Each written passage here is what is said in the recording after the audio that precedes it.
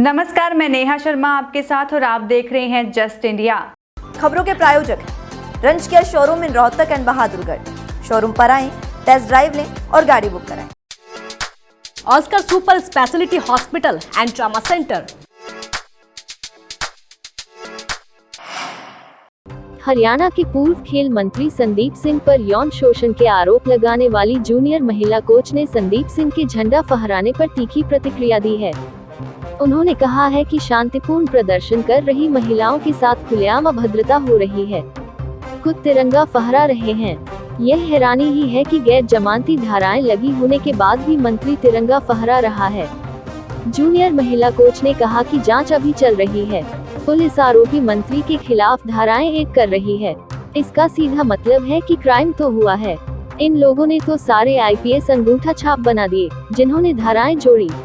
जो ये सारी खुशी के ये पल हैं, जो तब मैंने शाबाशी देना जो हो, ये मेरे खातर बहुत बड़े हैं। पाछा रह गया तू मेरे खातर ये बहुत बड़े हैं। क्योंकि अगर एक छोरी ना भाईचारे के बिना, माँ बाप के बिना, गांव के बिना की मैं को नहीं होती। और मैंने फख्र है कि मैं चाहे गोवा गिरफ्तार हुई हूँ, चाहे मैं आज गिरफ्तार हुई हूँ, या पहला मैंने बीजेपी की जो सरकार तोड़न का काम करा था वो करा हो। मैंने हमेशा एक बात बेरा था, मेरा गांव मेरे तो दूर नहीं है और ना कदे रहा। हरियाणा के पूर्व मंत्री मांगेराम के बेटे की मौत का मामला गर्मा गया है।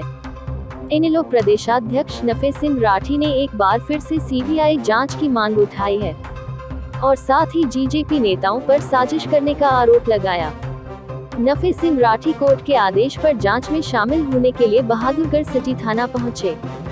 उन्होंने कहा कि वह लगातार 3 दिनों से थाने आ रहे हैं, लेकिन एसएचओ उन्हें नहीं मिल रहे।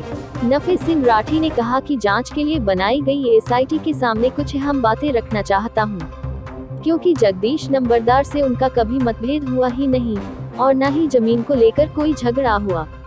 उन्होंने इस दौरान जेजेपी नेताओं पर गंभीर आरोप लगाए और ऑडियो क्लिप के बारे में कहा कि यह ऑडियो क्लिप किसने बनाई, यह जांच का विषय है। पूरे तौर पर जेजेपी नेताओं ने साजिश रची है।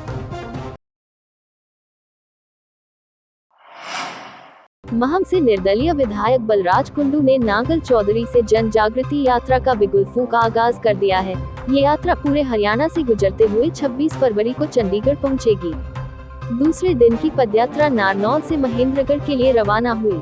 आपको बता दें, इस यात्रा को लोगों का अपार जन समर्थन मिल रहा है। हजारों की संख्या में लोग यात्रा का समर्थन कर रहे हैं और यात्रा के साथ जुड़ रहे हैं। यात्रा गांव और शहरों से गुजरकर चंडीगढ़ पहुंचेगी। लोग फूल माला से विधायक बलराज कुंडू का जगह जगह स्वागत कर रहे हैं। 30 दिन इस हरियाणा प्रदेश में इसलिए यात्रा कर रहा हूं ताकि ये मेरे लोग जाग जाए, मेरा यूथ जाग जाए। जो इनके साथ इनका शोषण किया जा रहा है, इन पार्टी ये सिर्फ सपने दिखाने वाली पार्टी है, करने धरने वाली कुछ नहीं है। आप देखते हो विधानसभा में आज भाजपा की सरकार को 8.5 साल हो गए। आज भी जो ना 8.5 साल में बता दे तुमने क्या कर दिया। आज भी कांग्रेस आगे लड़ते रहे, थारे तुमने न्यूके रखे, तुमने उठाए। अरे ये कब तक ये खेल चलाओगे तुम दूसरे को प्रलांछन लाकर। हमारा जवान जो है ना, युवा आज नशे की तरफ बढ़ रहा है। हमारा जवान आज क्राइम की तरफ बढ़ रहा है, क्योंकि प्रकृति का नियम है, जो वैसे नहीं मिलेगा तो छीनना पड़ता है, तो प्रकृति कहती है। तो हमें अपने बच्चों की चिंता करनी होगी। उसके लिए आपको जगाने के लिए आज बलराज कुंडू इस यात्रा पे निकला है और आपसे उम्मीद करता हूं मेरी इस बात को अपने दिल की आत्मा के अंदर एक बार सोच कर पूछ के जरूर देखना है कि मैं हमारा बलराज ठीक क्यों है, गलत क्यों है। भाई बलराज कुंडू की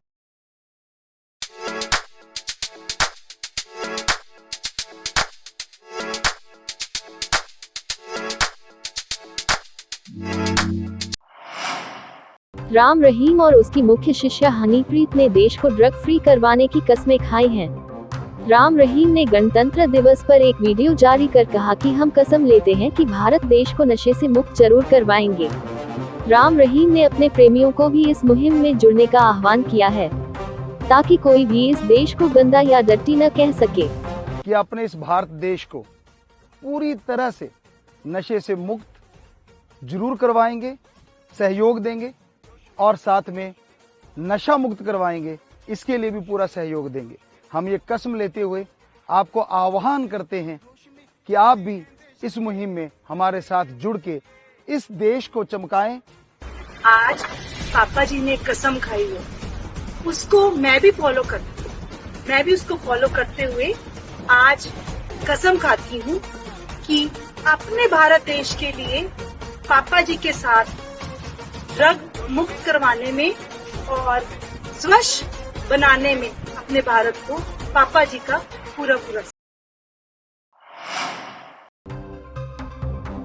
हरियाणा में फरीदाबाद मंडी में 50 लाख रुपए के घोटाले पर सरकार ने बड़ा एक्शन किया है।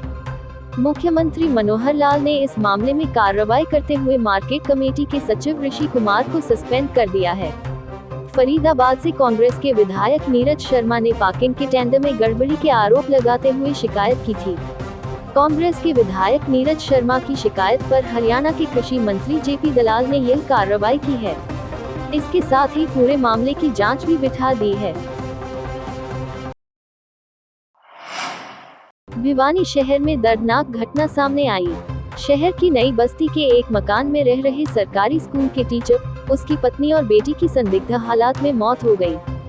तीनों के शव एक ही कमरे में मिले हैं। पुलिस को जहर के प्रभाव से इनकी मौत का अंदेशा है। मामला हत्या का है या फिर सुसाइड का, पुलिस जांच में लगी है। एसपी अजीत शेखावत पूरी पुलिस टीम के साथ मौके पर हैं। 3 मौतों की सूचना से क्षेत्र में सनसनी फैल गई। पति पत्नी और बच्चे की मौत की सूचना पर पुलिस गंभीरता से ले रही है। SFL team, CIA staff, police, cyber टीमें मौके पर पहुंची हैं। छानबीन जारी है। पुलिस आसपास के लोगों से भी जानकारी जुटा रही है। साथ ही सीसीटीवी फुटेज भी खंगाली जाएगी। चरखी दादरी में नेशनल हाईवे 152D पर गुरुवार शाम एक कार दुर्घटनाग्रस्त हो गई। तेज रफ्तार कार के अनियंत्रित होकर पलट जाने से कार सवार टोहाना निवासी महिला की मौत हो गई, जबकि मृतका के पति और 2 बच्चे घायल हो गए। जानकारी के अनुसार टोहाना निवासी सुरेश कुमार अपनी पत्नी दीपा और 2 बेटियों हिवांशी और लेवांशी के साथ अपनी इको कार में राजस्थान जा रहा था। जब वह NN 152D पर चरखी दादरी के मौली गांव के पास पहुंचा तो ट्रक से बचने के प्रयास में सुरेश के साइड में चल रही कार के चालक ने एकदम साइड ले ली। इसके चलते सुरेश कट मारकर बचाव करने के प्रयास में कार से संतुलन खो बैठा और अनियंत्रित कार डिवाइडर से टकराते हुए दुर्घटनाग्रस्त हो गई। कार का बाईं तरफ का हिस्सा पूरी तरह क्षतिग्रस्त हो गया और दीपा की मौत हो गई। तीनों घायलों को सिविल अस्पताल में भर्ती कराया गया है।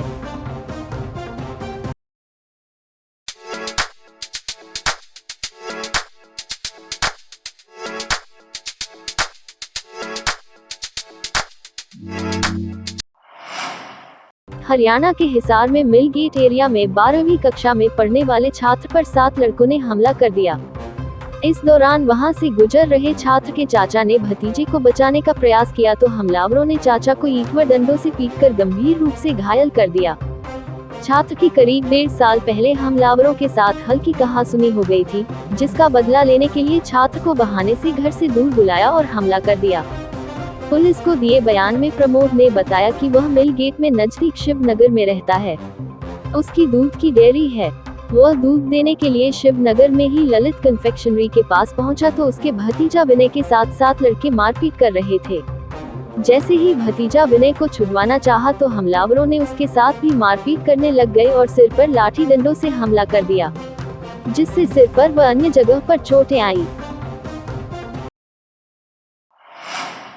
मध्य प्रदेश के विदिशा में भाजपा नेता ने पत्नी और 2 बच्चों के साथ जहर खाकर खुदकुशी कर ली।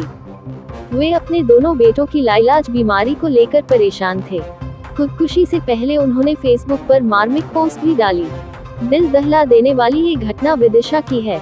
यहाँ भाजपा के दुर्गानगढ़ के मंडल उपाध्यक्ष और पूर्व पार्षद संजीव मिश्रा ने अपने परिवार के साथ जहर खा लिया, जिसके बाद गंभीर हालत में दोनों बच्चों और पति पत्नी को जिला अस्पताल लाया गया, जहां पहले दोनों बेटों और बाद में संजीव मिश्रा, फिर उनकी पत्नी ने दम तोड़ दिया।